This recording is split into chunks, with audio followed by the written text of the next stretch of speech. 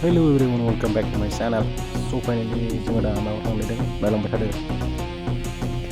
जों दा थांदों मोनसे जायगा गोदान जायगा माने एबारसो फार्स्ट टाइम 2024 आव गोदान खुलिदों आरोना।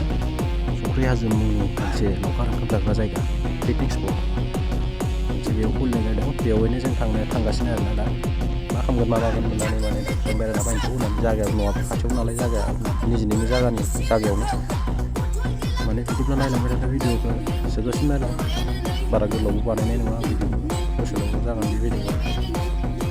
दा जों जायगा सफैबाय बेनो जायगाया माने एबारसो फार्स्ट टाइम नालाय दखानबो बारा एसेबां गैया माने मोनसे मोननै मोनथामसो दङ ओरैनो दखान माने ओरैबायदि मानसिफोराबो दा खम आरोना फैनायफोरा जानो लावखार ओंखाम जानो फैग्रा मानसिफोराबो दा खम आरो दासो फार्स्ट टाइम बारा मानसिफोरा मिक्सथ'वाखै फैगोन एबार नेक्स्ट बोसोरनिफ्राय फैगोन एबार बुहुद मानसि जागोन जानाया आंनि साननायाव आरोना बुहुद मानसि जागोन थ' सोरबाफोर बिदिनो फैयाखैबा फैनो हागोन नायफैनो हागोन इन्जय खालामफैनो हागोन रंजा बाजानो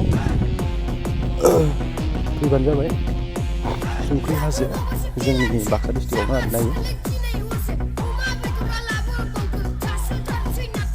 I love संख्रि हाजो बेनारा बेनो I love संख्रि हाजो माने बेयाव माने संख्रि हाजो माने ओरैबायदि बिनि हाया माने गोबाब आरोना संख्रि बायदि गोबाब ओंखायनो बे जायगानि नामखौ आरो संख्रि हाजो दोननाय जादों। आरो बेयाव नैयावनो जेनेबा लावखार ओंखाम जाग्रा जायगा खाथियावनो माने ओरैबायदि दैनिबो सुबिदा दङ दैयाबो खाथियावनो टेनसन गैया माने मोननै साइडजोंबो दै दङ मोनसे फिसा मोनसे गिदिर फैनो हागोन आरामसे। बिदिब्ला फैदो गासिबो रंजाफैदो इन्जय खालामफैदो गावबा गावनि फेमिलिखौ लानानै।